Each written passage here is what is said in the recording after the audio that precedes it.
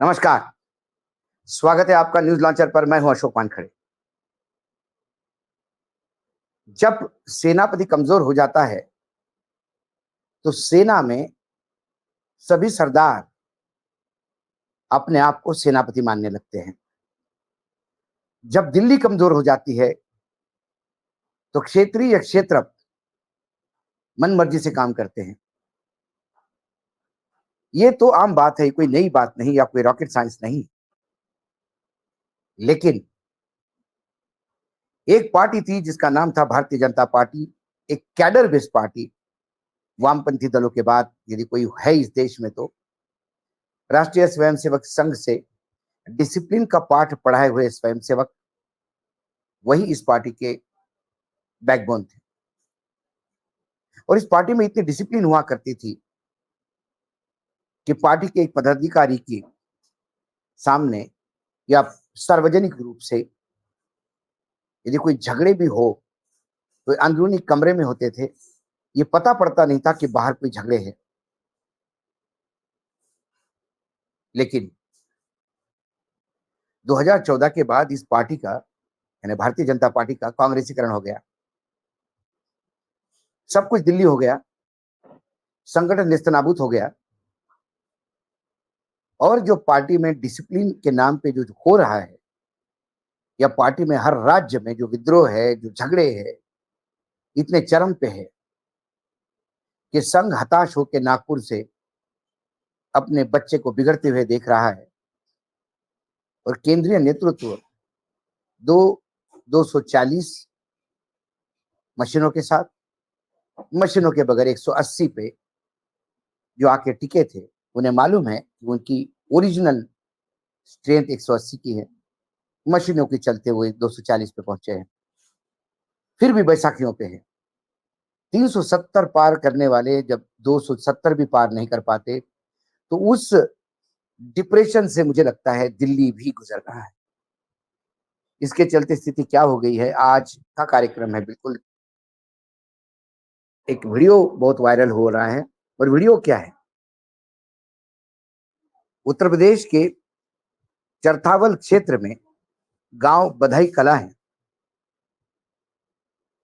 वो आरएलडी का क्षेत्र है।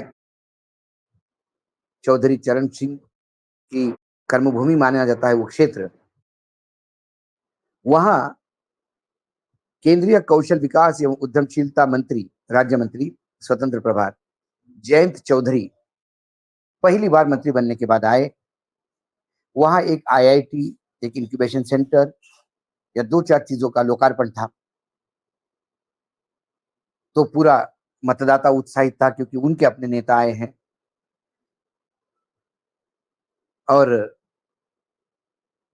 राष्ट्रीय लोक दल के कार्यकर्ता, कुछ नेता मंच पे, उत्तर प्रदेश सरकार, क्योंकि ये सरकारी आयोजन था, तो उत्तर प्रदेश के सरकार के दो मंत्री, व्यवसायिक शिक्षा एवं उद्यमशीलता के मंत्री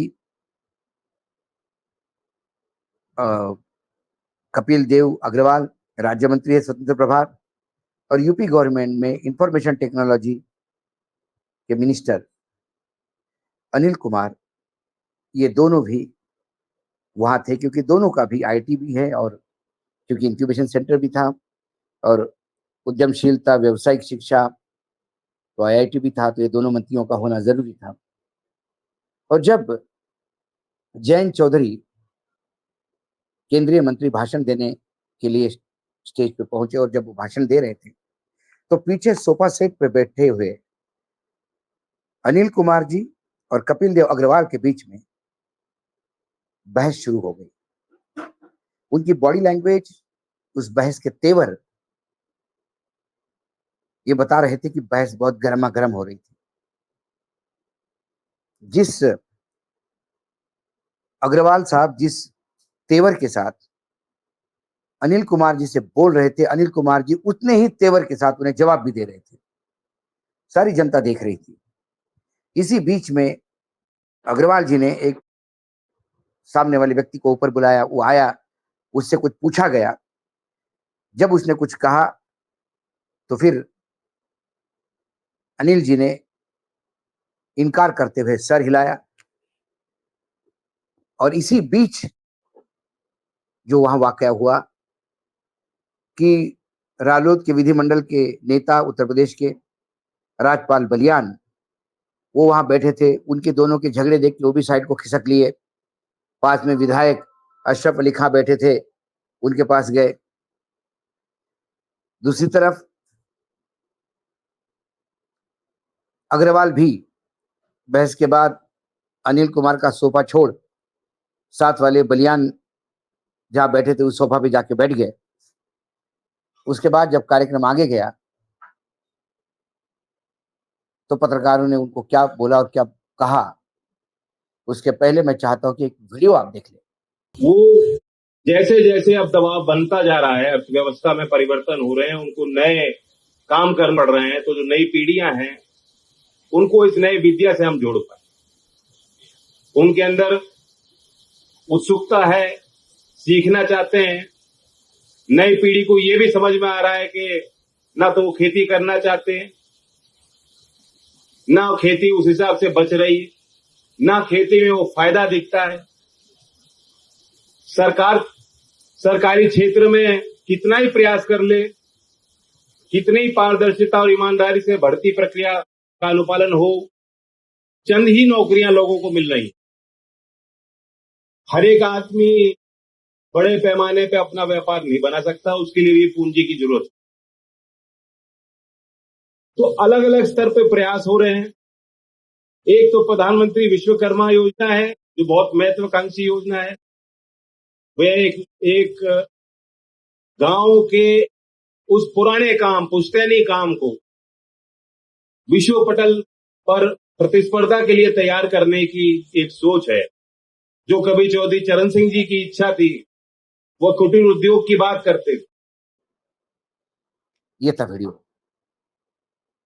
उसके बाद दोनों जब पूछने लगे तो पत्रकारों को अग्रवाल साहब ने कहा कि ये कोई हमारे झगड़े नहीं हो रहे थे, एक ही मंत्रिमंडल में दो है, आपस में बात कर ली तो क्या गुनाह कर लिया क्या? उनका ये कहना कि आपस में बात कर ली गुनाह कर लिया क्या, ये उनका इरिटेशन दिखाता है। और इरिटेशन बताता है कि उन्हें पता पड़ गया कि उनके झगड़े की बात बाहर तक आ गई। सार्वजनिक मंच पे जब आप बैठे होते हो और खासकर इस युग में जहां हर इंसान कैमरामैन बना हुआ है और हर एक के हाथ में मोबाइल है, तो वो कैमरा है। सारी चीजें, कई बार आपके शब्द नहीं पहुंचते, लेकिन आपकी बॉडी लैंग्वेज, आपकी एक दूसरे के ऊपर गुर्राहट, ये बता देती है कि ये बहस चाय पियोगे क्या, समोसे खाओगे क्या, इस पे नहीं थी। ये बहस इस पे नहीं थी कि कल आपके क्या कार्यक्रम है, कल आपके पास टाइम है क्या, इस पे नहीं थी। ये जरूर किसी ऐसे काम के बारे में बहस होगी। हो सकता है सरकारी काम के बारे में बहस हो, उस विवाद में मैं नहीं पढ़ना चाहता।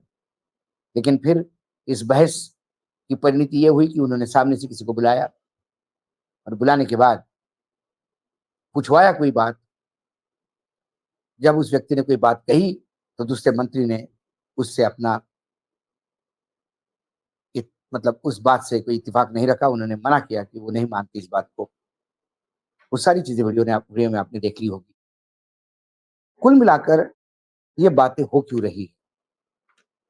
क्योंकि ना योगी आदित्यनाथ को भले ही पूरी ताकत दी होगी संघ ने, लेकिन दिल्ली लगातार उनके खिलाफ षड्यंत्र करती रहती है। और हमने देखा कि कैसे उप मुख्यमंत्री से लेकर तमाम विधायक कुछ एक महीना पहले तक योगी के खिलाफ दबंगाई कर रहे थे। बाद में संघ ने एक बैठक ली और फिर योगी की जय बोलने लगे। कहीं ना कहीं ये जो पूरे हादसे होते हैं, इससे पार्टी की डिसिप्लिन बिगड़ती है। और जब डिसिप्लिन बिगड़ती है तो सभी मंत्रियों में फिर वो डर नहीं खत्म हो जाता है। और इसी के चलते इन दो मंत्रियों ने, अनिल कुमार ने और अग्रवाल जी ने, ये नहीं देखा कि वो कहाँ बैठे हैं, ये नहीं देखा कि जगह कौन सी है। ये बात गेस्ट हाउस के एक बंद कमरे में भी एक दूसरे के साथ हो सकती थी, लेकिन भरी भीड़ के सामने मंच पर ही जब केंद्रीय मंत्री भाषण दे रहा हो, वो भाषण सुनने के बजाय आप एक दूसरे को भाषण दे रहे थे और तीसरी गवाह को बुला के कंफर्म करवा रहे थे और दूसरा उसको मान नहीं रहा था। ये सारी बातें जनता देख रही थी। ये उत्तर प्रदेश की स्थिति है। ऐसी स्थिति में क्या आने वाले 10 उपचुनाव उत्तर प्रदेश में योगी जी स्वीप कर पाएंगे, या जब तक कोई मेजर डिसिप्लिनरी एक्शन नहीं होती, कोई सर्जरी नहीं होती यूपी सरकार में, तब तक ये झगड़े ऐसे ही बाहर चौराहे पे होते रहेंगे। दुख होता है। पार्टी का एक डिसिप्लिन था। हमने भाजपा को पिछले 30 साल से मैं देख रहा हूं। भाजपा में पहली बार मैंने प्रखर विखर विरोध देखा। कहीं मुखौटे की बात आई तो गोविंदाचार्य को जाना पड़ा। उसके बाद जिस तेवर में पत्रकारों के सामने मध्य प्रदेश की साध्वी, उन्होंने जिस हिसाब से बात की उमा भारती जी ने, उसके बाद उमा जी को पार्टी से साइड में कर लिया गया। ऐसा नहीं कि वहां तब होते नहीं थे, होने के बाद तुरंत एक्शन होती थी। अटल बिहारी वाजपेयी को मुखौटा कहने के बाद गोविंदाचार्य का क्या हुआ पार्टी जानती। उमा भारती के साथ क्या हुआ, अडवाणी जी के सामने जब उन्होंने डीब्रीफिंग और ब्रीफिंग के लिए कुछ नेताओं को आरोपित किया, तब उमा जी के साथ क्या हुआ ये जानते हैं। लेकिन वर्तमान में जो स्थिति है, क्या दिल्ली एक्शन लेना नहीं चाहती, या फिर दिल्ली ने भी तय कर लिया कि हम जाने के पहले बीजेपी को संगठन के तौर पे पूरा नेस्तनाबूद करके जाएं, ताकि आने वाले 10-15 साल तक कोई बीजेपी का नाम लेवा ना हो। कुछ भी हो, ये झगड़े पब्लिकली जब मंत्री लड़ते हैं तो जनता के बीच में अच्छा संदेश नहीं जाता। इसमें योगी जी की, मोदी जी की, संघ की, सबकी छवि धूमिल होती है। ये तो इन पार्टियों को देखना है धूमिल हुई कि नहीं हुई। ये वीडियो मार्केट में आया, आज ही का है, तो सोचा चलो तुरंत आप लोगों के साथ शेयर करूं। इसलिए ये विशेष खबर के लिए, वीडियो के लिए मुझे आना पड़ा। धन्यवाद। देखते रहिएगा न्यूज लॉन्चर।